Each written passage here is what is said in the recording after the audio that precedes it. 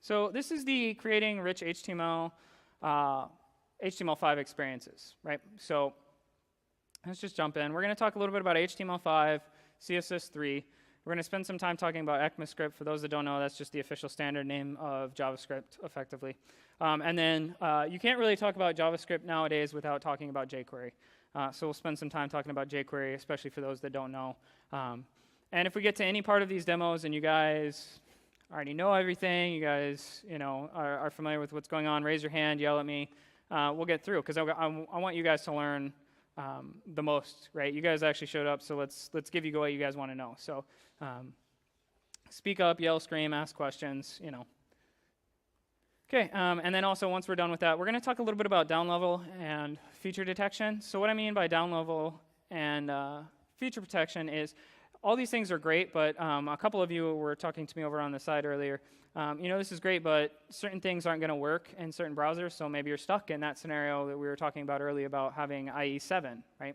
So you can't, you think you can't use these things, or you're not sure whether you can use them because you want it to work for all your websites, or all your different clients, right? All the different phones that people are visiting.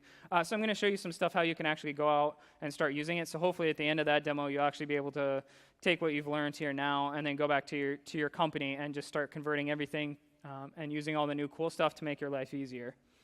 And then lastly, depending on time or how hungry you guys are, we'll take it a step further. So I have a couple cool demos that don't necessarily fit into one of these, but are good demos of creating rich HTML experiences, or things that you can use to help you create rich HTML experiences. Okay, so what is HTML5? Once again, we have this up here. We use this as an umbrella term quite often. It's basically an umbrella term for VNext of HTML, CSS, and ECMAScript, right? And anything that's kind of included in those. So you can think of SVG, all those. While they're separate standards, they're all kind of grouped in together, and pretty much everyone says, hey, they use the term HTML5 to refer to those types of things, unless they're really OCD about it, and then they might call out each individual one. But for the greater good, everyone refers to it that. Also, this isn't a marketing message. I don't work for the IE team. I don't work for the W3C. I told you I'm not smart enough to be on that board, so this is just me up here talking about cool stuff that I find cool, and hopefully you guys will find cool as well. So, like before, a new standard for a new web. And there's a story I always like to talk about when I talk about HTML5 is when I was growing up, I had what we call in the States America Online. I don't know what you guys have over here that's comparable, but it was kind of the major thing. And it dialed in, I opened up my dedicated America Online browser, and I dialed in, and I had basically their interface. I had no concept that there was any of this other stuff going on in the world, right? Like, I didn't know I could just open up Internet Explorer. At some stage, I was not good with computers, believe it or not.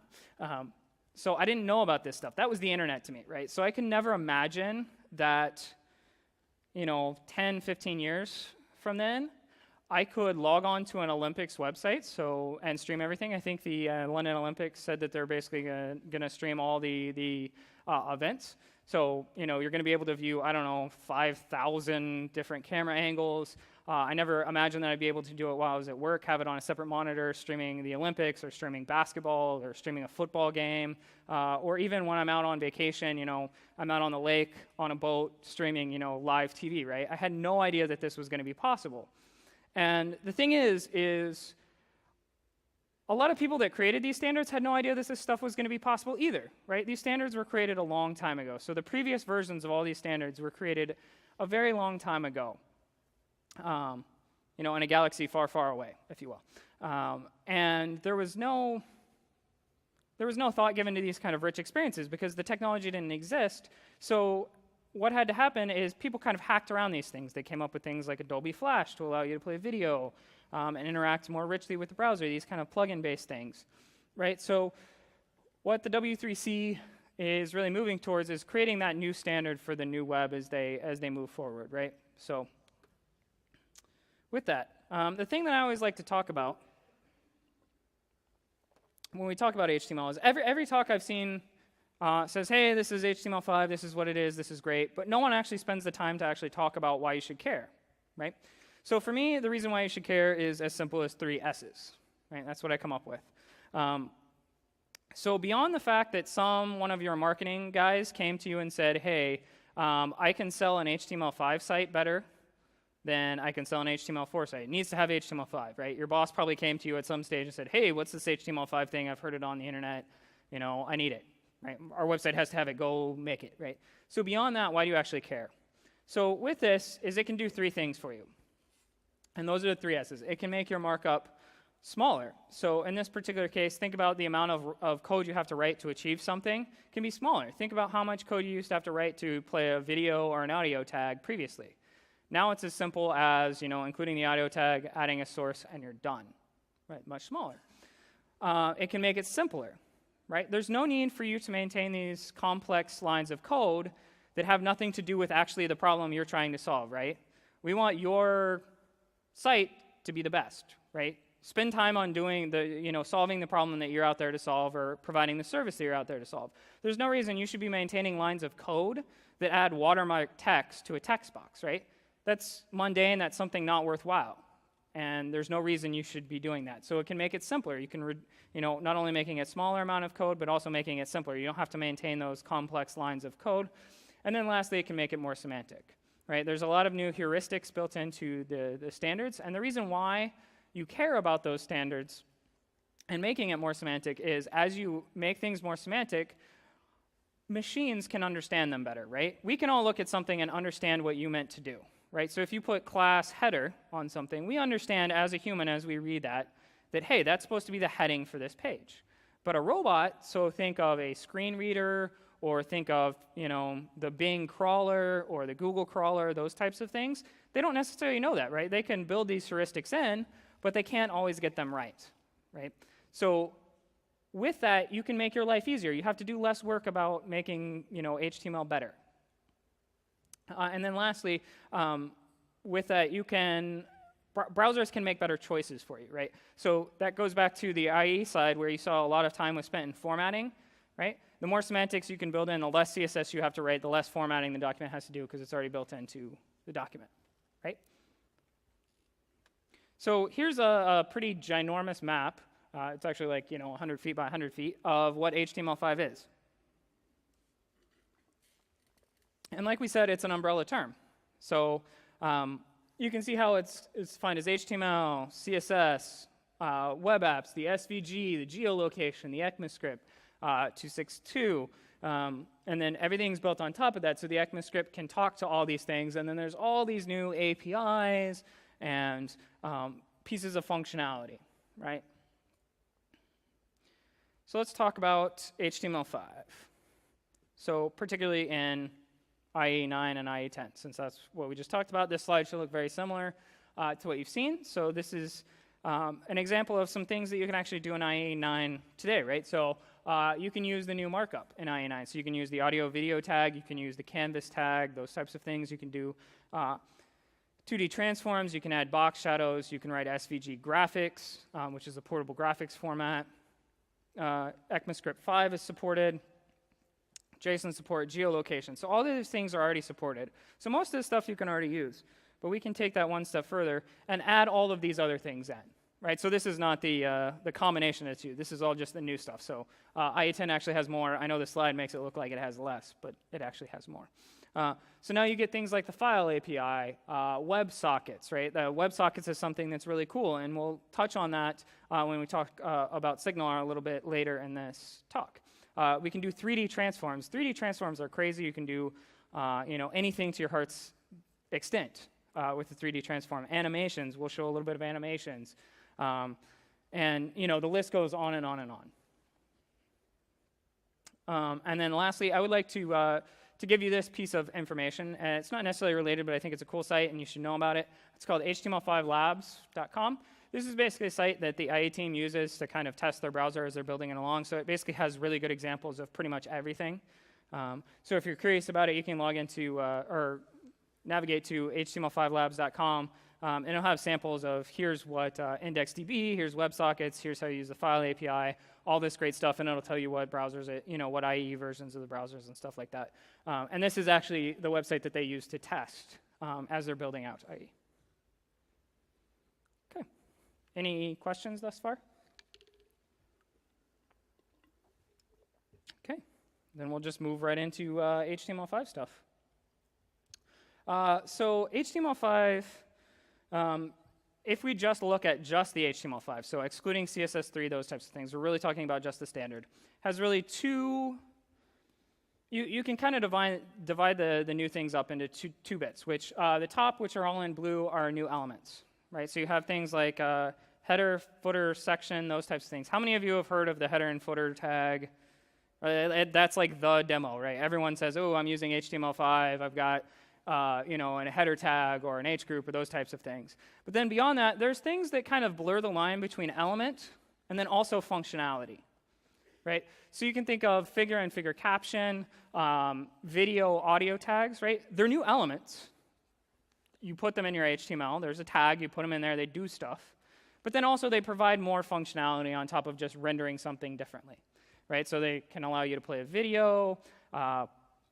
They can allow you to draw figures and define information about that figures using the captions. All these really cool things, right? So you can create a diagram and then define, what's going on in that diagram with the figure caption. And there's a much, much more than what's in this list. I just chose, I kind of picked at random all the new things that were out there and kind of just threw them up there, right? So let's talk a little bit. So Canvas is one of those things that I didn't have on there that actually show. It's one of those things where there's an element, but it also provides some functionality.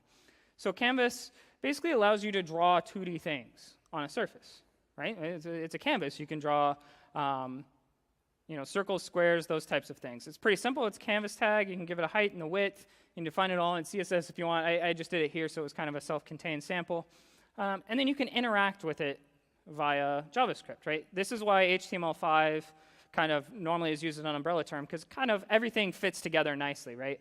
You really don't use just HTML5 without using CSS3 or without using the new versions of the JavaScript or the new JavaScript APIs. So you can actually get the context of the thing and you can actually draw in. You can see here I'm filling in with a color.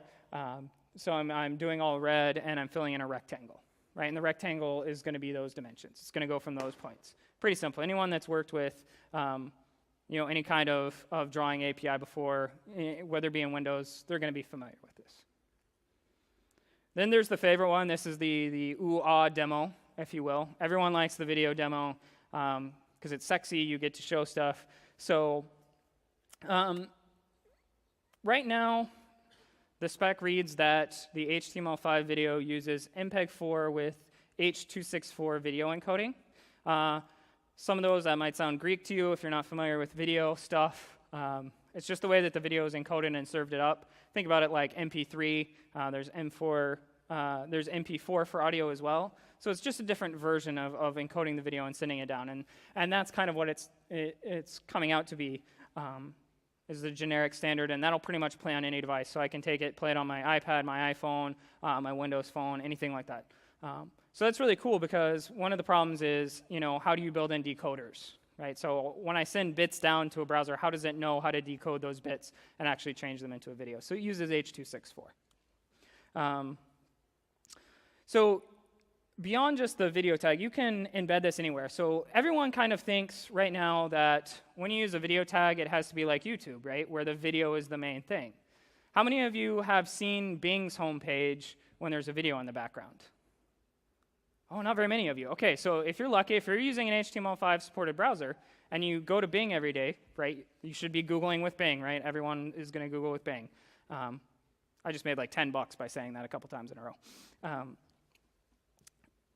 If you go there, beyond just having a pretty picture every day, that's actually a pretty nice picture, occasionally we'll put up a video. So you'll actually see a video. The stars will be moving. You saw, before we got started today, there was a IE video, and it had Bing in the background, and you could see the sky moving, right? So you can use these video tags to enhance your site. It doesn't have to be the main content, right? It can just be something that's nice playing in the background as a visual aid or anything like that. So you can interact with all of them, right?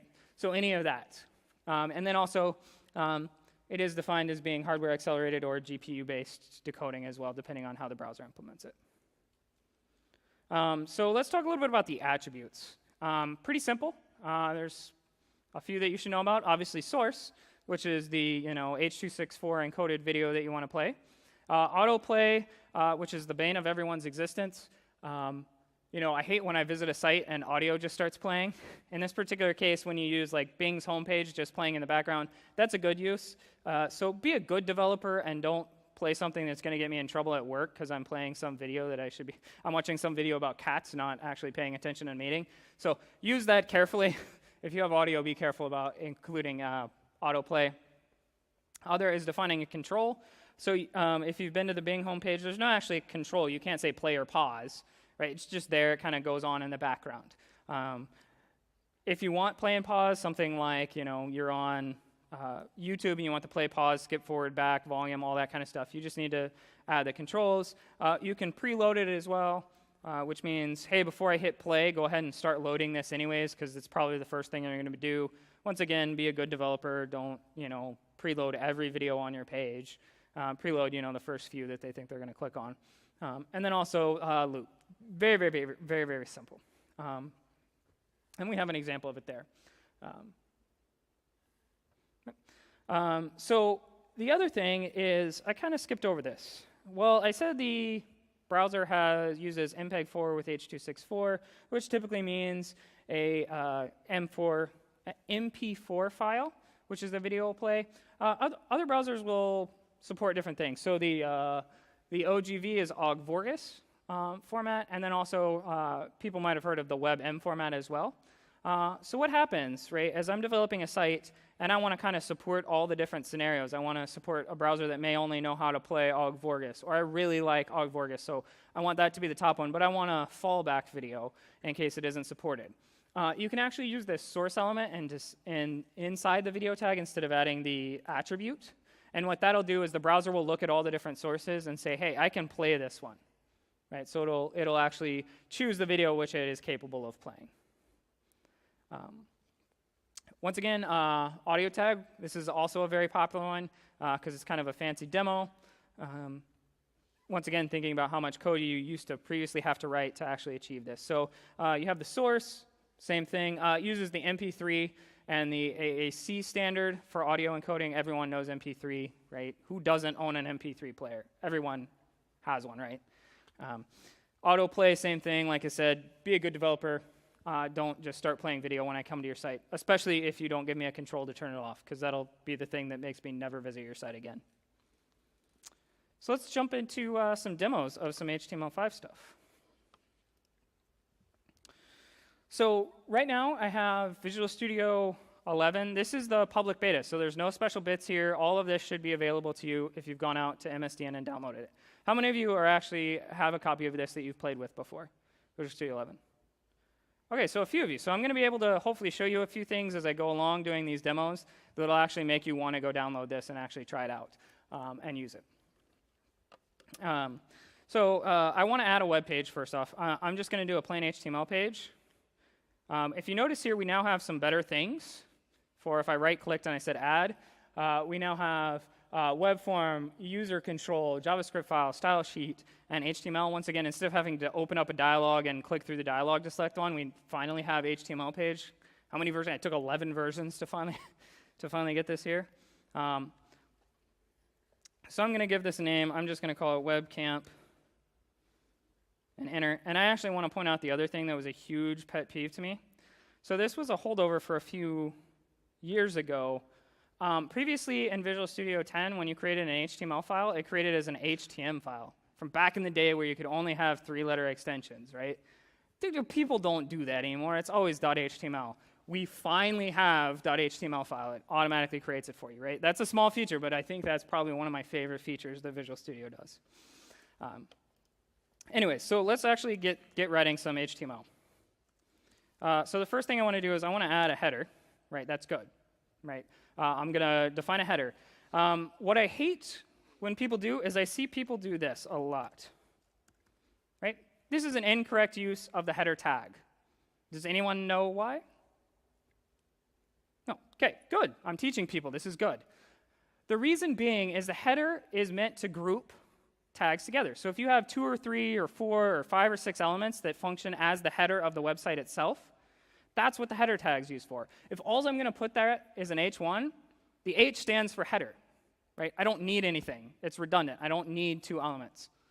So I can just put h1. But in this particular case, what I want to do is I'm going to put a couple things in here. So I'm going to say this is the main title. And then this, I want to be like a subtitle, right? Everyone's seeing kind of like a blog that has like a little tagline. Right? Pretty simple. But I'm going to go ahead and use one of the other elements that's here. Oops. I'm going to actually use the H group. How many have heard or seen the H group used before? Okay, so a few of you. That's good because I'm teaching people things. So the H group, its whole purpose in life is to group together two, and no more than two, no less. So exactly two heading H tags, right? So H1 through 6 has to be two. The whole point of it is to give this kind of relationship between a main title and a subtitle, right? Don't put it there if they're not related. If you want to have something that's like, here's the title of my site, and then also here's the title of the next section, that's not the right use of H tag. It's also not right to just put one H tag in there. It's actually invalid if you do that as well. So I'm just going to consult my group here. And then obviously I want to include some navigation. Right, pretty simple. I'm just going to do a little li with a little anchor tag here, just so you guys can get an idea of what's going on. Right, that's pretty simple. And let me just consult my notes here. And then I want to go ahead and create a section. So the section tag is kind of used often to group logical units of your page together, right? You don't just want to go through, one of my biggest pet peeves actually is people that say they're using HTML5 or they want to use HTML5, they go through their site and they find all the divs that they have throughout their site or all the paragraph tags and they just replace them with sections, right? That's not the right way to do it, right? Section has its own semantic, which means this kind of content is self-contained, right? So this is a logical unit. And the other question I get a lot of people coming up and ask me in one of the other talks I give is the difference between a section and an article. Right? So an article is more specific, right? So you can think of a section as self-contained content, but an article goes one step further and says this content can make sense outside the definitions of this website. So think about if you're using a blog engine, right? So you're using a blog, and I post a blog post about HTML5. What you could do is you could print that HTML5 blog post out, you could cut it out, right, and remove all the cruff that says this came from my blog, which you wouldn't want to do because you'd want to give me credit because I'm an awesome guy. But you could remove all the stuff, hang it up on the fridge or hang it up on the bulletin board in your office, and it would make sense, right? Think of it like a newspaper article. If you can't do that, you need to understand the content or all the content's not there inside the section and there's navigation, all that kind of stuff, then it's not an article. So you should either consider using section or go back to using div. Another thing I see a lot of people do is they think divs and paragraphs and spans, they can't use those anymore because they have all these great tags. But there is actually a place and a time for a div and a place and a time for a span, right? It's still generic containers, so you still can use those. So in this particular case, I'm actually going to come in here and I'm going to, it also restarts numbering, so you can restart the H1 tag inside of a section. So, and then I'm going to say audio, or some heading, let's say. And then obviously the last thing that I want to do is, because no HTML5 demo would be complete without an audio or a video tag, I'm going to go ahead and add an audio tag. And if you guys don't notice as I'm doing things, one of the cool features is we now have all the support for HTML5 elements in the snippets, and they're showing up. I get to use those, right? So that's one of the cool handy features. And this particular demo, I didn't have it, so I have a MP3 here that I'm just going to copy in, and I'm just going to put this in the root.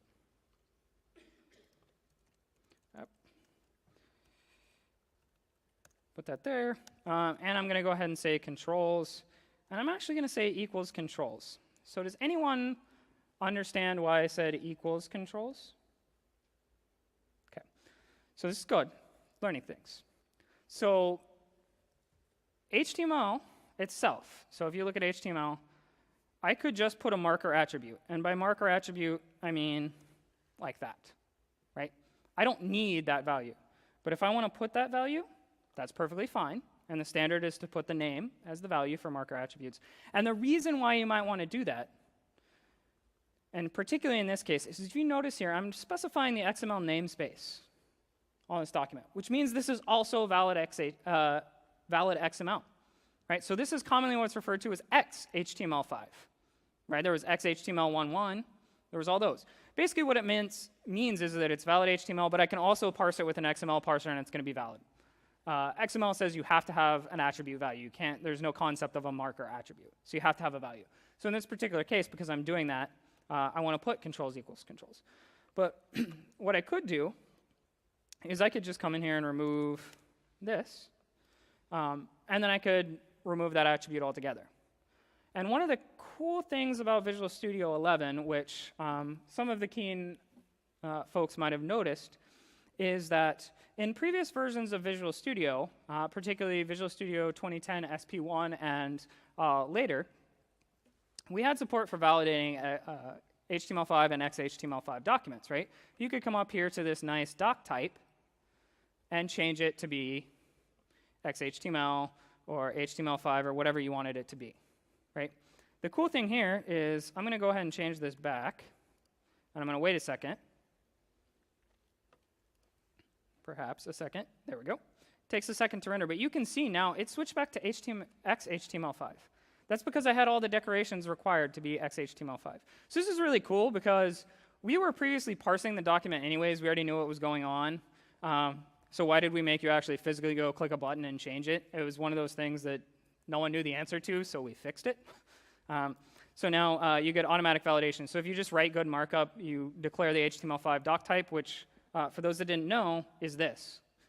That's the HTML5 doc type. It's much nicer because you can actually remember this one, as opposed to if I do HTML4S, this big, long, nasty thing that how many people can remember this big, long? I either had to go look it up or I had to use the snippet, right? So that was kind of annoying. So now we actually have a shorter doc type, which is helpful as well. And just to prove everything works just fine, I'm going to run the site, but I'm also going to consult my notes, make sure I didn't miss anything. Ta-da, it's all HTML5, everything works just fine, right? I can play the video.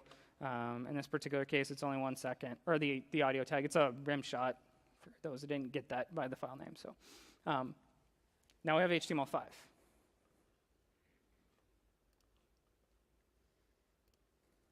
Who learned something there? Somebody had to have learned something. Okay, that's good. That's why you guys are here. Go ahead and Shift F5. So that was the HTML5 demo. That was kind of a quick and dirty run through of how to use HTML5, and I also showed you some pretty cool features inside of Visual Studio, and you'll see some more. I get really excited about those because there are things that I didn't really know until I saw them that I needed them. So we kind of use this term inside of Microsoft as death by 1,000 paper cuts. So there's the little small things that we're doing to help improve. And then also there's another story that I like to tell, particularly around this, is how many of you have heard the fable of how you boil a frog? Anyone? So basically the fable is if you take a pot of boiling water and you put a frog into it, he's going to jump out. He's smart, right? But if you take a pot of regular water, put a frog in it, and start turning the temperature up slowly, he's not going to know, and he's just going to sit there until he dies, right? The whole idea, the reason why I tell that story with this is not that you're just going to sit in your chair and die if you don't upgrade, which maybe you will, I don't know, but is mainly particularly because there are things that you didn't even know, right? The frog had no idea that the temperature was increasing and increasing and increasing until it just became, dead, unproductive. You don't know that these things were there and causing you problems until you see all the new stuff, and then all of a sudden it's just going to start working for you, right? So that's one of the stories I like to tell with the HTML5 stuff. Moving past that, CSS3. How many of you are, I should have asked this before, how many of you are using HTML5 in your sites right now? Okay. Anyone think they can actually use it after this, maybe? Maybe after we do the demo of all the other stuff you can do. How many are using CSS3 selectors? Probably the same amount that raised their hand for HTML. Okay, so one of the cool things in CSS3 is fonts and font face, right? So how many of you before have gotten this nice Photoshop file, this PSD from a designer that you hired to design your site or your company hired, and then they're using some ridiculous font that you don't even know about, and you have to figure out how you're supposed to get this on the web, right? And you're stuck there, the unartsy, I'm unartsy, I'm willing to admit it, sitting there scrolling through the list of web-safe fonts, trying to find one that looks close enough so that my designer is going to be happy or that I don't have to mess with it, right? That was kind of a pain. So in CSS3, we said, hey, we want to, they basically said, let's find a way to ship fonts with the site, right? The internet's fast. We don't have to worry about download speeds. I mean, to an extent, you don't have to worry about download speeds. You can send these things down. Fonts are relatively small. You could send them down and say, hey, this site's going to use this custom font that I have. Right? So this uses the WOLF format, which is the Web Open Font format, and allows you to package up and deliver your fonts down to your site. And then you can actually define a font face, which we'll talk a little bit. It's kind of similar. You'll see this through for these things that you want to set the font as something, but that something you'll have to go define somewhere. Is you'll actually use the font face attribute to then basically give it a family name. This is what you'll use when you say font family equals blah, right? You'll use this name instead, and you give it this source URL. Right, so that's a pretty easy way, and you can see that I'm doing that right here. So the next thing is CSS media queries. So how many of you out there knew prior to this that you could have two style sheets? You could have one for your screen, and you could have one for print. Anyone know that? Okay, so a lot of people did. How many people actually used a print style sheet? I'm just curious. Okay, so it's good. That's really good, right? It removes all the images and ads and stuff you don't necessarily need. CSS3 media queries takes it one step further. And it allows you to ask the browser about things, right? So we have the standard definition of whether you have all or screen, right? You still have those. But then you have this and more stuff. And what that allows you to do is say, hey, this style applies while the min width of the site is this, right? Or the max width for these styles. So this style will apply until I hit this number.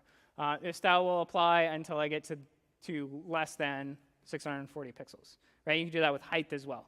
So there's a whole slew of these media queries that you can issue asking the browser, hey, what can you do, and applying different styles. And then out of the box, it's called out right here. Out of the box, the HTML5 or the ASP.NET project templates, which I showed you were those nice, pretty ones. We're using that as well, and I'll show you some more of that towards in my next talk, the ASP.NET talk. Lastly, colors. So apparently, all the cool kids like transparency. Right? So Web 2.0, everything's kind of transparent, rounded corners. That's what all the cool kids are doing. So there's introduced two more ways of defining a color, right? So you had named colors before. You could always just say, red, white, black, safe named colors. You could pass in a hex color, which is the 6 digits. You could pass in an RGB color or an HSL color. But with this, we've added one more, which is RGBA, HSLA, which are basically just the last A stands for the alpha channel, which gives you transparency. Right, so in this particular case, I'm giving it a black, and I'm saying, hey, you're going to be 50% transparent. You can use a 1 value here, or you could use a percentage as well. And then you could also, HSLA, just different colors, right? So you can use those in and out of the box. But it gives you a nice way to add transparency to your site. So you can add a background color, make it a little more transparent, which allows the user to kind of see through the background as well. So that's kind of handy. Like I said, along with all the cool kids, they're making things transparent. They're also making rounded corners. Rounded corners is something that people liked, right? Visually, the human eye kind of likes a little bit more softer corner than like a hard round corner, as evident by these walls that don't meet at a 90-degree angle. If you've seen the floor, they kind of swoop down, right? People like rounded corners, and it was something that was difficult before. There was no way to do it. You basically had to create an image. I mean, there was different tactics that you could use a JavaScript library, but basically the JavaScript library did nothing more than generate an image on the fly. And you basically got an image for the top left, the top right, the bottom left. Right? And you had all this extra markup and all this extra CSS to allow these. Right? And then once you had an image, what happens if you change the background color? What if the boss came down and said, hey, I actually want a 1 pixel or a 2 pixel orange border around the element, right? You'd have to go regenerate the images or figure out, is a JavaScript library going to handle the border attribute just fine, anything like that. So I can actually find border radius now, which there's all the different properties just like there was border. There's border radius, top left. You can dive down into it, but basically this is a shorthand that defines each one. You can give it a border style, and it'll apply the border style, the border width, the padding, all that kind of stuff, and it handles them much nicer. Whereas if you see these kind of like white lines, that's kind of maybe where you would have had to have chopped it up before to actually create an image, right? That was kind of nasty to have to chop up all those different places to create a nice image just to get that effect. And now you can actually do that just fine in CSS3. Okay, so let's do a CSS3 demo. Let me just consult my magical oracle here.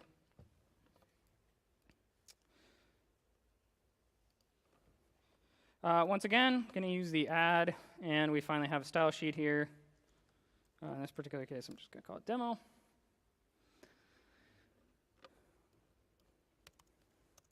Okay, so let's say every paragraph I wanted to give a nice rounded corner to, right? So I wanted to say each paragraph is now going to have a background color of this. How many people have seen this? Only like one person has seen this. This is a really cool feature. So now we give you a color palette. So anything that requires a color, we open up a color palette. In this particular case, this rainbow is not very interesting because I don't have any colors defined before. But if I was in a style sheet that my company had that had a bunch of already colors defined, you would actually see those at the front, and there'd be a visible divider. Which allows you to do is, as I'm coding along in my CSS, I know that there's some kind of red validation color that I'm supposed to be using, but I don't remember that little color. So previously what I used to do is I used to just put it at the comment at the top of the file, and I'd scroll up to the top of the file and grab that color value out, or I'd scroll to another selector where I knew it was at and grab that, right? But in this particular case, it would just be right there, and I can use the keyboard to kind of navigate through. And then the other cool thing is I can go completely down again, which gives me the full-on color picker experience. And the cool thing is we're kind of smart. So right now we're showing black. So we know that we should be using the shorthand, save you 3 characters. For those that didn't know, this just means the first 2 characters are 0, second 2 are 0, third are 0, right?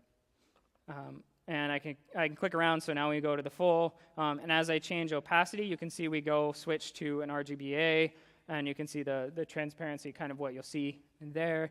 And then also, as I go back, we go back to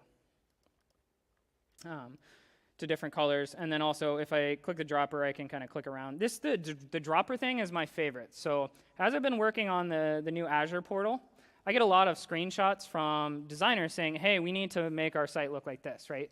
But they don't give me the colors, if you will. It doesn't have like, hey, this text is this color, this is this color.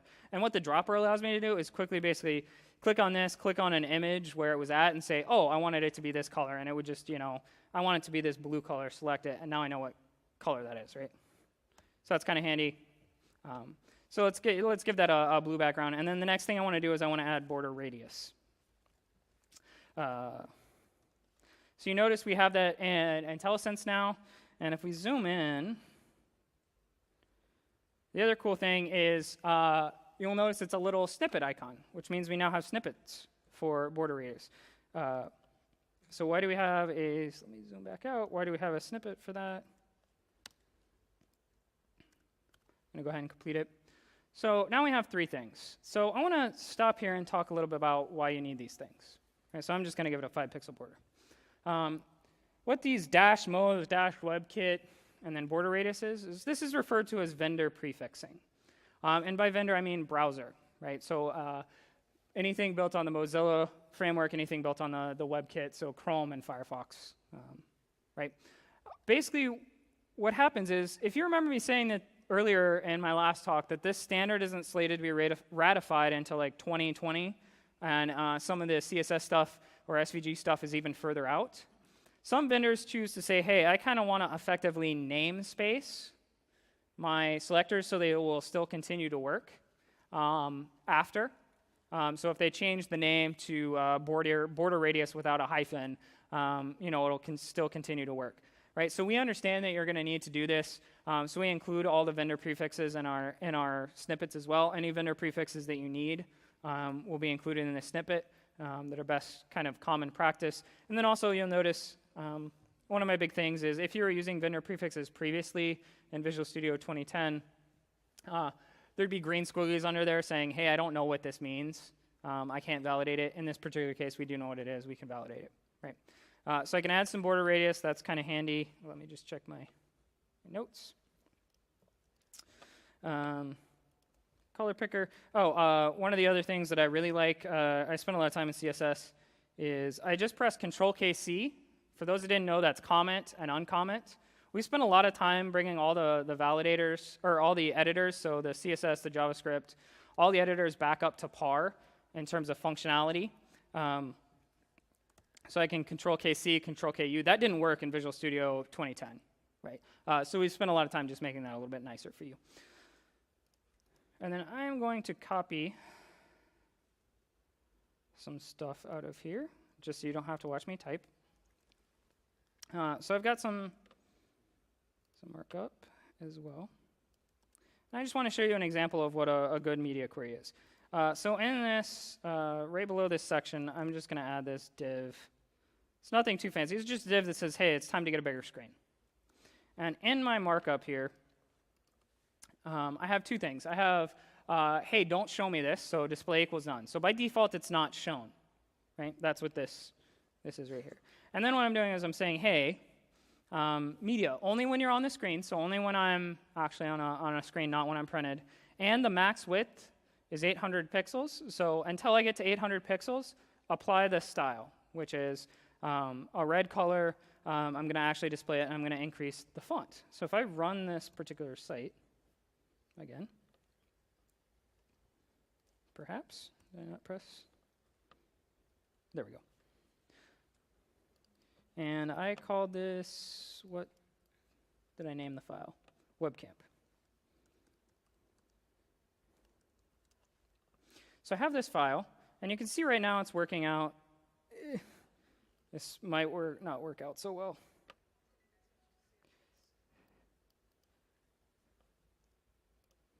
Did I refresh it?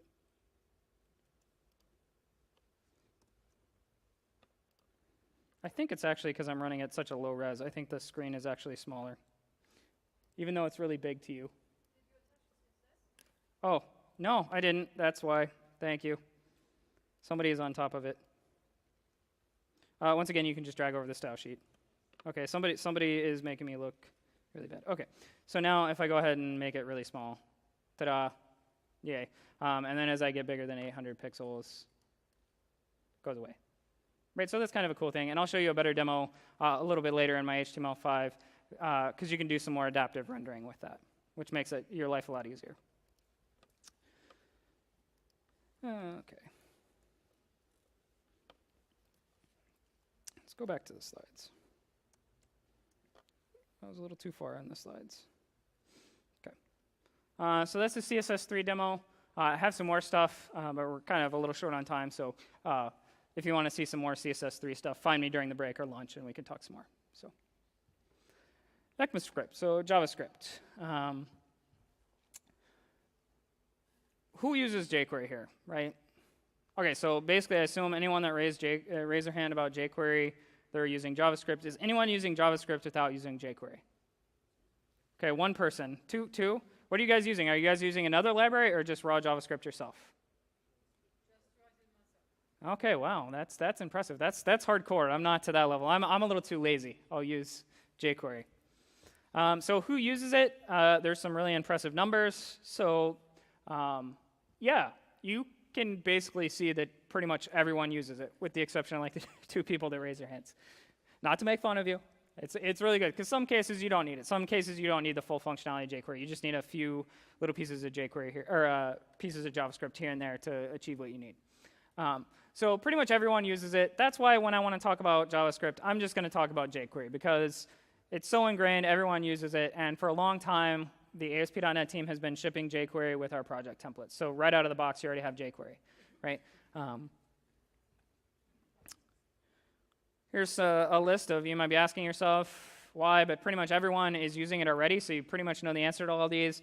It's easy to learn. There's loads of plugins. There's a really powerful DOM selection, so a way to select different elements in the DOM.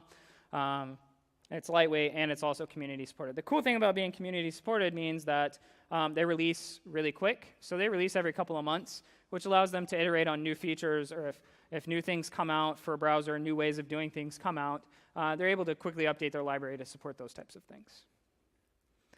And here's some links. I included these mainly in the slides so you guys can actually see them later when you download the slides, but it gives you some good information on where you can find it. Basically, this slide is here because it assumes you don't understand how to use Bing or Google, which I assume most of you do. So let's talk about some jQuery fundamentals. We'll go through kind of quickly because everyone understands. It looked like most people knew jQuery anyways. So in this particular case, when I was saying you have an easy way of selecting elements, you can pass in a tag name, you could pass in a class, you can pass in ID just like you would use CSS selectors. It works the same kind of way. So the idea is that you select something and then you do something to it, right? It's all chainable. It has a functional programming syntax, so there's a lot of, functions are first-class citizens. Functions are, nothing more. You can assign them to a variable and call them. Right? It's not like C#. So it's more of a functional programming language. So, I can do this open resig thing here, and I can say, hey, when somebody hits click, I'm going to pass in this function that's going to say, hey, I did this thing. Right? Pretty simple. Functional syntax. Everyone hopefully is familiar with functional syntax. DOM manipulation. Did that go through? There we go. DOM manipulation and chaining. So it's pretty easy to chain all your different events together. So I have a click. Once I did this, I said, here's the CSS container I appended, and then I also appended on the click. The cool power behind the chaining of events is basically each one returns the same jQuery object, so then you can call something on it again. Right? You don't have to say foo dot, and then foo dot, and then foo dot, and then foo dot. You can just kind of chain everything together. It makes for a really nice syntax. So I'll do a jQuery demo, but it sounds like most of you are already familiar. But I did want to just show you a few little tidbits here that might be interesting to you. So I'm going to take this. Let me just copy some stuff out here so you don't have to watch me type. And I'm going to open this website. How many of you have seen JS Fiddle before? Okay, that's good. Not as many people that are using jQuery or JavaScript raise their hands. So you guys should know about this. This is a really cool site that allows you to type in your markup, your JavaScript, and your CSS and figure out what it's going to do. It's really good for experimenting. So in this particular case, I have my HTML up here. So I'm going to paste in a very simple hyperlink, right, called do something. And I'm going to copy out this. And I'm going to paste this into my script. So I don't need to actually put this in a function because the way JS Fiddle works, if you read the documentation, it already wraps it in a document create function for you. It'll call it after the DOM has been rendered. Right, so I have a very simple thing that says, hey, when I click on something, run this function, and then this syntax. This is where a lot of people get tripped up in JavaScript. This now switched from the syntax of the browser to the syntax of the anchor tag, right? So I'm basically saying, hey, this is the thing I'm working on. So it'll be the anchor tag that I clicked, and then change the color of it to this gray color. So then I can quickly come up here, click run, and what did I do? Oh, oops. I have a space here, so it doesn't like that. I thought I was trying to render HTML. Or not HTML, because there's a space. So I have this link that I can click on. I can click on it, and then you can see it kind of went gray. It was really hard to tell gray, but it went gray. Right, so that's kind of a cool way. And it shows you JS Fiddle, which is really handy. And then basically it allows you to choose some different frameworks. They have pretty much every framework you could possibly imagine for helping you include all those, and you can include all the different stuff that's associated with it. And then they take it even further to allow you to have the ability to post up some JSON, and it'll echo that JSON back to you. So you can test out how you're going to do AJAX programming, those types of things. So this is a really cool site. Hopefully you guys actually use it. The other cool thing, this is actually pretty prevalent if you go to stackoverflow.com.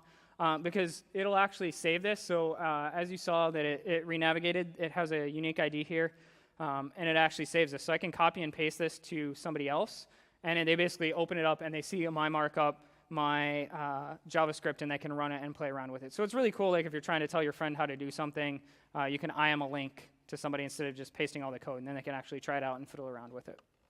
Hence JS Fiddle.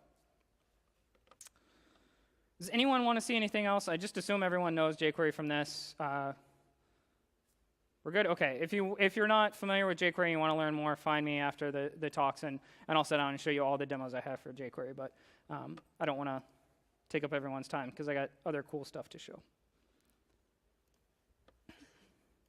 I'm not even going to bother opening up the slides or switching to presentation mode because it's only one side. We're going to talk a little bit about down level and feature detection.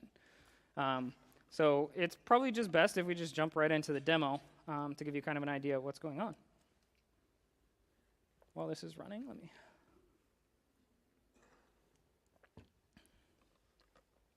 OK, so I have a very simple site. It's the standard podcast site. Right? So I have a podcast demo. I have an audio player. I can click through my different podcasts. Right? Pretty simple demo, nothing too fancy. And I can play, play, pause on the auto. Nothing too major. But I'm going to open up the F12 developer tools. And for those that didn't know, one of the cool features of the developer tools is that I can actually switch which rendering engine IE uses. So in IE9, by default, uses the IE9 rendering engine. But if I come in here, I can actually tell it to use the IE7 rendering engine. Right? And the browser mode, so the difference between browser mode and document mode, browser mode actually will change the user agent that's sent to the server. So if you switch that, it'll appear to the server as if you're using IE7. Right?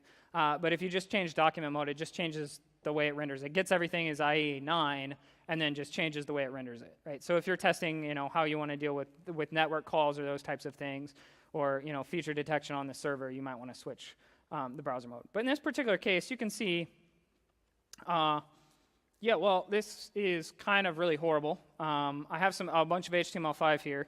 I'm using section, age group, a bunch of HTML5 that now kind of looks not so good on older browsers.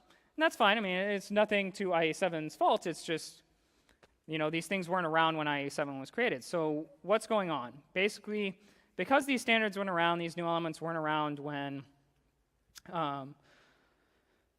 the browser started, when the browser came out, basically what we had to do to do performance, if you will, was that a browser had a list of known elements, right? It knew the HTML standard. So it could list any elements that it knew were valid, and then basically it just ignored any other elements.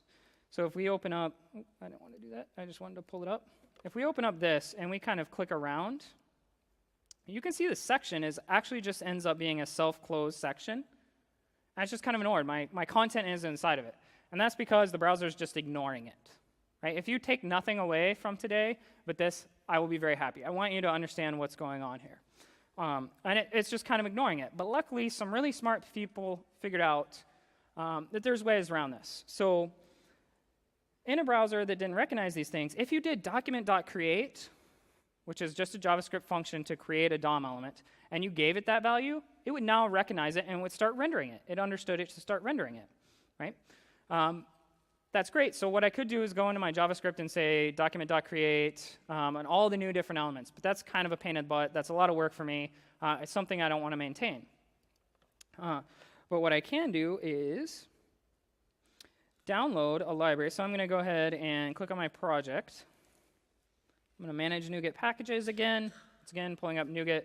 I'm just going to switch to my local repository since it's being a little slow, and I'm going to search for Modernizer.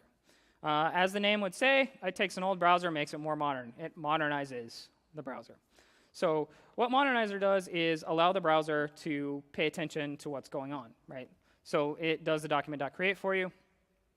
I've already got it installed, so basically all I have to do is I have to go to my layout page, right? And I'm just going to copy this line. Oops. Those that didn't know, if you Control-C at the beginning of a line in Visual Studio, it copies the whole line. Really helpful tool. and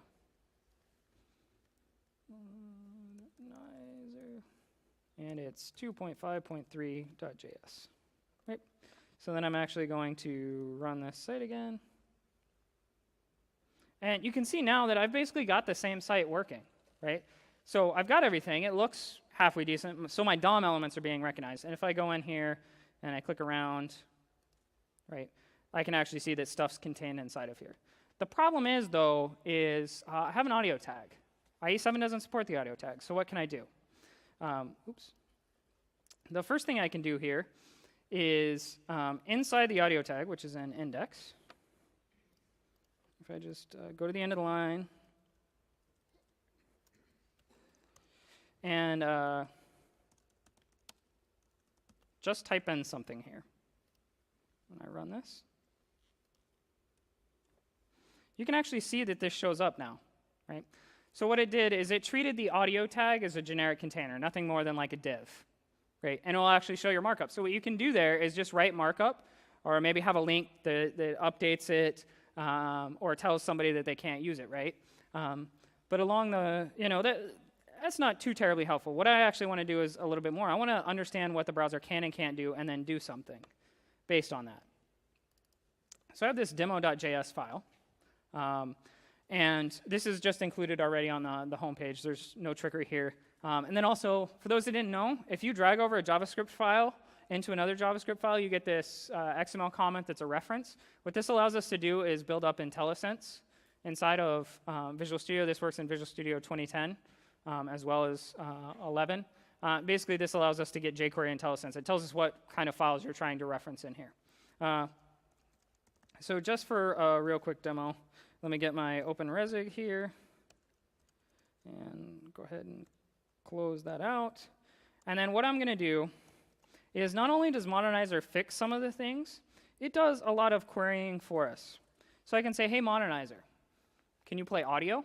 So the .audio will evaluate to true if it can play audio. In this particular case, I want to say, hey, if you can't play audio, do something. And it actually takes it one step further. It actually asks, out of the 3 spec'd out versions, so M4A, MP3, and Ogvorgus, which one of these can you actually play, right? So I could say this and change it or do something like that. In this particular case, for sake of this demo, I could just use, I can't type today. I could just use jQuery to find all the audio tags everywhere on the site, and then basically just hide them. And I got that error because I actually have an updated version of jQuery, so it's 7.2 and I get IntelliSense, right? So then if I actually come back here and run this, you can see it went away. I still have the text there, but it's not being shown. It's not even, it's just being hid. And then if I go ahead and switch it to IE9, you can actually see I get that back. So this particular demo is not too terribly interesting because I'm just hiding it. But what you can imagine is instead of just hiding it, you could actually read the source element of the audio tag and replace that with a Flash player or a Silverlight player, right? And there's plenty of libraries out there that will do these types of things for you, right? There's one called Media Element JS, which will do this for audio and video tags. It'll replace it with a Flash player. And the term polyfill is kind of used to describe these things. It basically takes things that won't work in older browser and makes it easier for you, right? So this is an example of how you can take HTML5 today, start using it in your site, and fix all the problems or the issues with browsers not knowing about elements and then not being able to play video. And then once you get to a user base that everyone's using a browser that supports HTML5 video, you can just say, hey, I can pull all this code out, and it's pretty simple. It's just remove this JavaScript file. I don't have to worry about it anymore, right? So that's pretty handy. Let's go back to the slides. Any questions thus far? Okay, everyone's happy. So let's take this a step further. I'm not going to switch back to the slides because it's just a simple switch. So I have a few things that I want to show you that kind of combine a few things all together, a bunch of JavaScript particularly, to make your life a little bit easier. Or not to make your life easier, but mainly allow you to create rich HTML experiences. So how many of you liked the SignalR demo from the keynote? That was kind of cool. So let's go ahead and I'm going to skip to the SignalR demo, and if we have time, I'll come back to a knockout demo, which I'll talk about later. So SignalR, what is SignalR? So SignalR was created by our team as we were experimenting with WebSockets. How many of you know WebSockets? Okay, so everyone, a decent amount of you have heard of it. Basically, the web works in a disconnected manner, right? I ask the server for something, the server returns me something, and then forgets who I am, basically, right? That's why no one likes managing state in ASP.NET, because you actually have to do it yourself. You have to manage how, that's where view state came about, right? We basically found a way to serialize your state so we could send it back and forth, because the server doesn't know. It doesn't keep you connected. It doesn't understand, right? It just switches you back and forth. It'll answer something, disconnect, and then it'll answer something, disconnect, right? It's kind of like a root operator, if you will. WebSockets is an attempt to actually create two-way communication in the world. And as we started dealing with these, we took a look.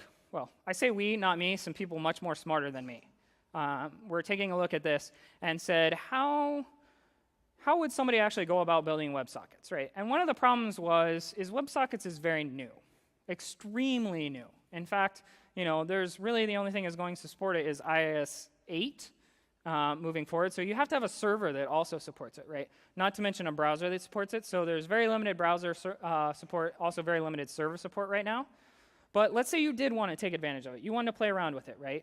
How would you do this? Well, these things typically previously were done by a theory called long polling. What long polling was basically I would issue off an AJAX request, right? As a site. When the site loaded, it sent off an AJAX request to the server saying, hey, do you have any information for me? And that AJAX request would stay open until some information came back. Once the server had something to send to me, it would send the information back, and then I would just issue another request and say, hey, I'm going to wait again until you have something for me, right? It's called long polling.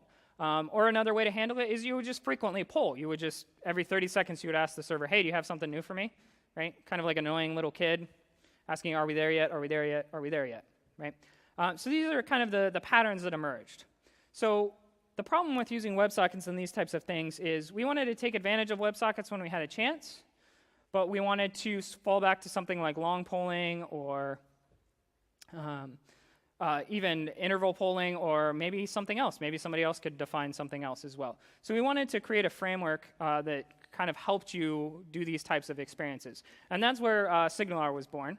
The easiest way to get SignalR is to just go to NuGet, so manage NuGet packages.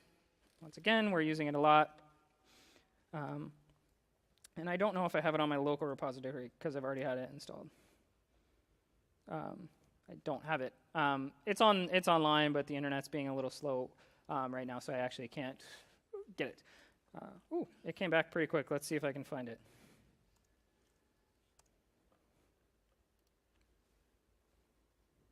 Yeah, so SignalR package, and then there's a bunch of other packages along with it that you can download as well. But I just have the main package installed, which installs some binaries as well as some JavaScript files, some jQuery files.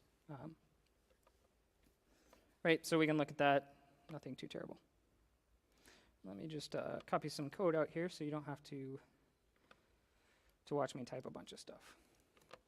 So I'm going to just create a class file. So I'm going to add new item. And code, class. Let's call this move shape. So this code right here, I'm going to resolve add using.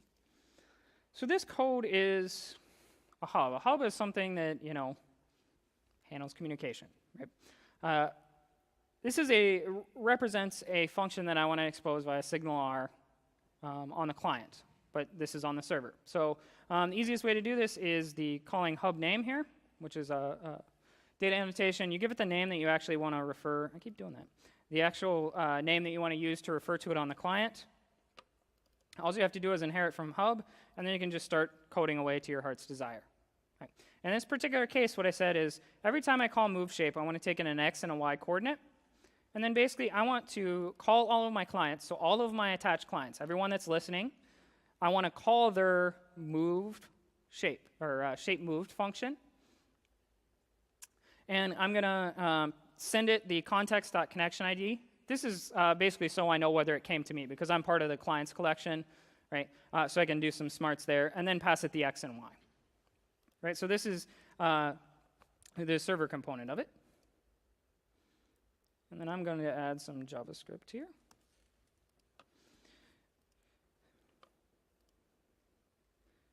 JavaScript file.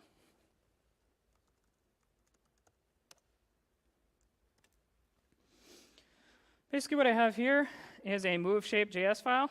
And at the beginning, so I'm saying, hey, give me a connection, give me the hub. So $.connection is the generic thing, and then I want to find a hub. So then I just give it a name, and that's that name that I use in the data annotations. I say move shape, right? What I'm going to do is get a reference to a shape object that's on the page. I'll show you the HTML here in just a second. And then what I'm going to do is I'm going to extend the hub. So I'm going to say, hey, shape moved. So when shape moved is called, this is a function that can be called from a server. So this is me calling it from the server. If you remember from my CS file, I was calling a function called shaped_move. This is that function that I'm going to be calling. And I'm going to take in a client ID and an X and Y. And basically, I'm just not doing anything if it's the connection.hub.id. So if it's my thing, I'm not doing it because I've already moved it, right? There's no sense for me to do it. And then the other thing that you have to do is you have to say hub.start. So the first thing you do is you start up a connection. If you don't do this, you'll get pretty much a nice error that says, hey, by the way, you forgot to call hub.start.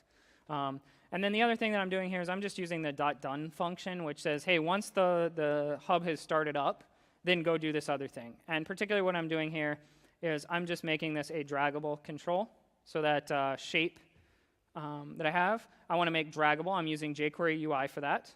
And I'm going to say hub.move this .offset the values, which basically, this is just a way to say when I'm dragging the shape, this function is called. That's what jQuery does. That's nothing special to Signal. That's just what jQuery UI does.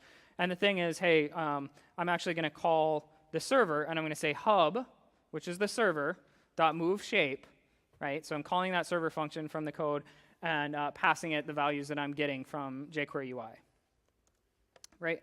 And then lastly, I have to create the HTML file. So I'm just going to create an HTML page, and I'm going to call it move. And I have the code basically here, so you guys don't have to watch me type it all out. Okay, so I'm just doing a little bit of styling here in a block just to make it a little bit easier. I'm just giving a height, the width, the background, and a border, just so you can see the shape, right? That's the thing that I'm going to be clicking and dragging around. And then obviously that value, that's the shape that we're looking for, the thing that we're going to make draggable. And then I have some files that I'm including. Obviously jQuery, because I'm already using jQuery and SignalR depends on it. I'm going to use jQuery UI. In this particular case, I'm just using jQuery UI because I wanted to make it draggable.